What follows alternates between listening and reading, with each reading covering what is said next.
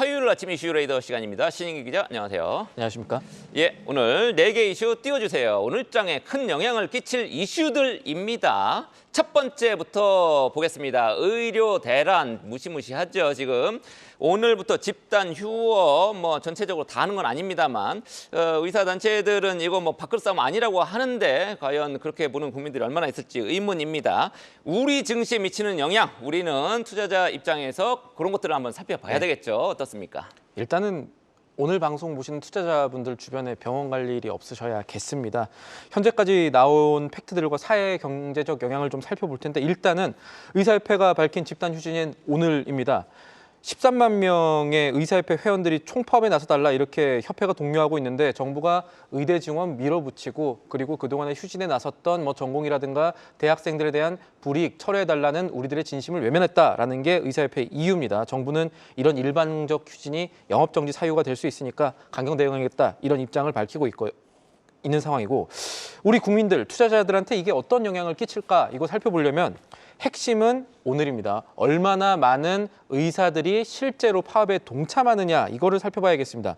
의협은 총파업 투표 결과의 90% 이상이 투쟁에 참여를 했고 찬성을 했고 여기에 한 70% 정도는 참여할 것 같다 이렇게 보고 있는데 실제 보건복지부가 지금까지 집계한 이 병의원 기관들의 사전 신고는 4% 정도로 지금 파악을 하고 있습니다. 휴진하는 데들이 꽤 있을 것 같긴 한데. 그런 것들도 살펴봐야겠죠. 그리고 지난 2020년에도 의료 파업이 있었습니다.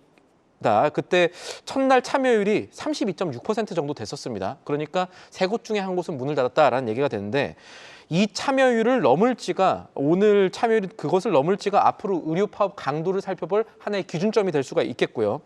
휴진 참여율은 관련주에도 영향을 끼치는 요인이 될 겁니다. 다만 지난 2월부터 의료 대란 문제가 계속해서 있어 왔고 그때까지 잡음이 지속이 되면서 2월 달에 많이 올라갔었던 비대면 관련주, 의료주들에 대한 주가가 아직까지 투자 심리를 모으는 그런 모습이 관측되지는 않고 있습니다. 이 비대면 헬스케어 플랫폼 굿딱 보유한 케어랩스라든가 원격 의료 관련주로 꼽히는 인성정보, 비트컴퓨터 이런 종목들의 시간의 거래나 어제 거래량들에게 큰 변화가 없었거든요.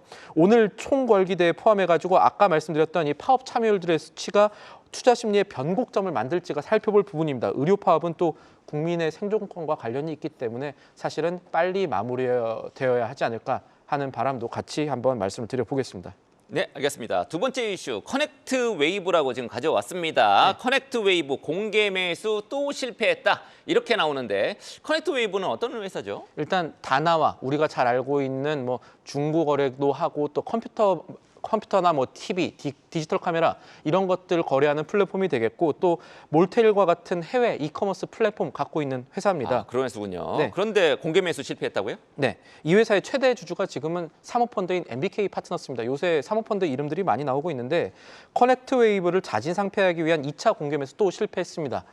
그래도 당초 목표치보다는 못 미쳤지만 현재까지 MBK가 확보한 지분이 자진 상장 폐지를 할 만큼은 된다라고 보시면 되겠고요. 그래서 어제 장후에 MBK가 그 커넥트 웨이브에 그 공시를 하나 냈습니다. 이 남은 지분 18,000원으로 바꿔서 다른 주주들한테 현금으로 지급하겠다, 포괄적 주식 교환을 하겠다라고 했었는데 커넥트 웨이브의 소액 주주들이 아직 한 5% 정도 남아 있는 것으로 파악이 됩니다. 근데 이 소액 주주분들이 현재 액트와 같은 플랫폼에 결집해서 공개 매수를 반대하고 우리 임시 주총을 열고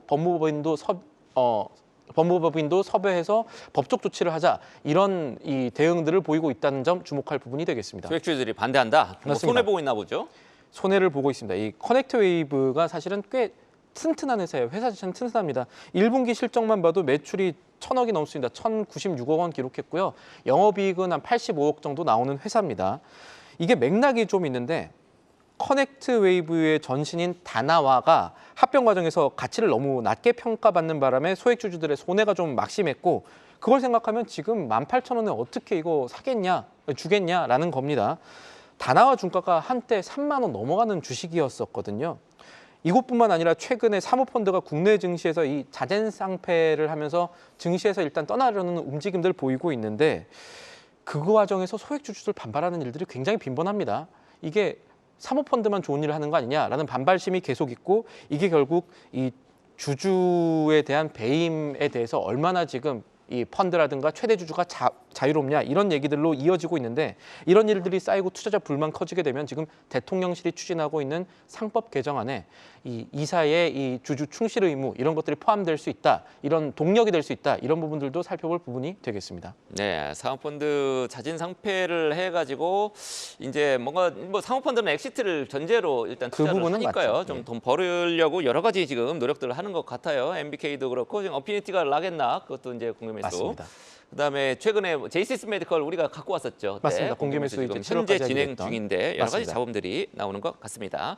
어제 저녁에 이제 오늘 아침자 신문에 가장 큰 이슈 또 신문의 일면을 장식한 최태원 회장 SK그룹 회장의 이혼 소송 관련입니다. 판결문 경정이란 게 갑자기 등장했단 말이죠. 네. 쟁점이 뭐였죠?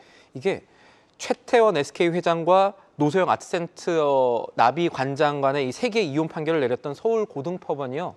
이 판결을 경정했습니다. 일부 수정했다는 뜻입니다. 수정했다라는 겁니다. 판결문을. 예, 맞습니다. 어느 부분이 수정됐냐?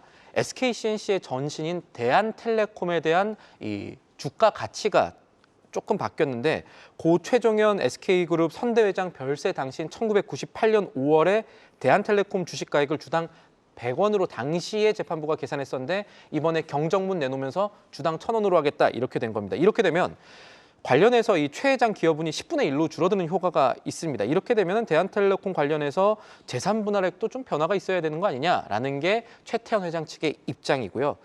재판부는 이후에 SKCNC가 상장한 2009년 11월에 대한 이 가치는 주당 35,650원으로 계산한 것 자체는 그대로 유지를 했고 재산 분할액 1조 3,800억 원 정도 내라라는 판결 자체도 그대로 유지를 했습니다. 그래서 이번 이혼 판결문 경정과 함께 최 회장이 직접 기자회견에 나선 것도 살펴볼 부분인데 최 회장은 핵심이 이제 SK는 육공화국이 키운 회사가 아니라는 점입니다. 그 부분들을 주장하고 있고 여기에 대한 대법원 판결을 다시 한번 받아보겠다는 건데 대법원은 앞으로 이 수정된 판결문을 근거로 해서 그동안에 있었던 이 재산 분할액들의 타당성을 심리를 다시 하게 됩니다. 네, 선대 회장한테서 지분을 받아서 기업을 키우긴 키웠지만 몇백 배씩 키우지는 않았다. 몇백 배 키웠으면 그건 진짜 자수성가형, 창업자형, 예, 뭐 그렇게 되는데 네, 맞습니다. 그 정도는 아니다. 아니라는 거죠. 액면 분할 그 숫자를 잘못 계산했다는 사실은 조금 법원에서 좀 이해하기 어려운 좀 치명적인 오류가 있었던 것은 사실 같습니다. 자, 세계의 이혼 분할 재산 분할 소송이었죠. 네. 그거 이후에 SK 그룹주들이 일제히 뛰었었단 말이죠. 맞습니다. 이번에는 어떻게 움직일 것으로 지금 예상이 될까요? 일단 그동안의 상승세 맥락을 바꿀 것인가 아닌가를 한번 밝혀봐야겠죠. 따져봐야 될 텐데 일단 재산 분할액이 조 단위가 됐으니까 경영권 분쟁 생길 수 있고 그렇게 되면은 배당을 늘린다든지 아니면은 뭐 적대적인 M&A 분쟁 가능성 생길 수 있으면 주식 매입 수요 늘어나니까 SK 관련주 미리 사야겠네라는 투자 심리가 있었는데 이런 기대 심리가 이어질지 꺾일지를 조금 따져봐야겠습니다. 결국은 재산 분할액의 큰 변화가 이번 판결로 있을 것인가가 쟁점이 될 건데 법조계에서도 이 부분에 대해서 아예 한쪽으로 모아지지는 않는 모습이 보이고 있습니다. SK 측은 뭐 치명적 우려가 있다. 또 노소영 관장 측은 이거 사소한 건데 침소봉대하고 있다라는 입장인데 다만 하나 살펴볼 부분들이 있겠죠. 일단 고법재판부가 대한텔레콤에 대한 경정은 했지만 재산 분할액 전체는 바꾸지 않았다는 것. 그것은 어떤 의미냐면 이혼 관련 전문 변호사들이 좀 있지 않습니까? 이런 분들이 어떻게 보냐면 재산 분할할 때는 시작점도 중요하지만 끝이 중요하답니다.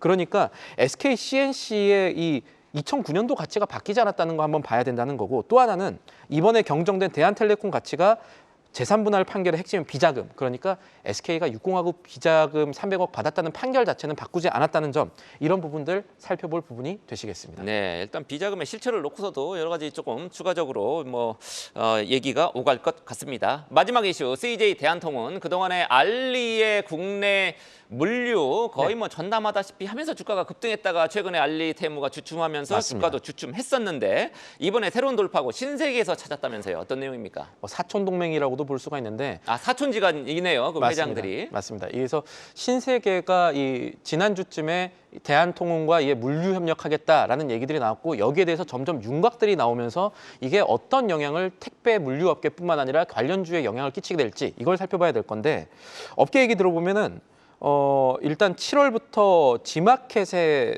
배송 전담을 CJ 대한통운이 다 하게 된답니다. 월 한 200만 건에서 250만 건 정도 되는 건이고요. 신세계가 갖고 있는 G마켓. 뭐 이게 어떻게 쓱닷컴도 있죠. 쓱닷컴에서 나오는 결국 그 것들인데 이커머스 부분에서 이제 CJ 대한통운이 신세계 물량을 가져가게 되면 어떤 효과가 있느냐? 국내 택배 시장 순위가 바뀌게 될 것 같다는 얘기가 나옵니다. 1위가 CJ 대한통운 맞았죠. 근데 압도적이죠. 2위가 롯데글로벌로지스였고요. 3위가 한진택배, 한진이었습니다. 그런데 이 G마켓 물량을 롯데글로벌로지스가 굉장히 많이 담당을 했다고 합니다. 월 한 150만 건 이상을 담당했는데 이것을 전담을 CJ 대한통운이 하게 되면 이 물량을 고려했을 때 3위 한진이 2위로 올라서게 되고 롯데글로벌로지스 안 그래도 내년에 IPO 준비하고 있는데 타격이 꽤 클 거다라는 얘기들이 나오고 있습니다. 그런 부분들을 일단 큰 틀에서 물류 부분에선 따져봐야 될 것 같습니다. 네, 그럼 CJ 대한통운 투자자들 어떻게 하라고 증권업계에서는 조언하고 있습니까? 일단 아까 말씀드린 대로 이 중국발 알리테무가 약간 주춤한 것들은 안 좋지만 이번에 사촌 동맥으로 연 3천억 원 정도의 매출 추가가 된다는 점을 살펴봐야 된다라는 이야기들을 증권가에서 하고 있습니다. 또 하나 봐야 될 거는 이 CJ 대한통운이 인도자회사 상장, 어제 이 현대차 주가 흐름 움직였었던 인도법인 상장건이 있는데 이 인도 시장 지금 뜨고 있는데 CJ 대한통운 자회사 상장하는 것들 여러 가지 모멘텀들이 중국의 우려 이후에 새로 생기고 있다는 점 이건 살펴봐야 된다는 입장들이 여의도에서 나오고 있습니다. 네, 잘 알겠습니다. 지금까지 이슈레이더였습니다. 계속해서 다양한 경제 이슈를 알고 싶다면 구독과 좋아요, 알림 설정 부탁드립니다. AI 캐스터 권미정이었습니다.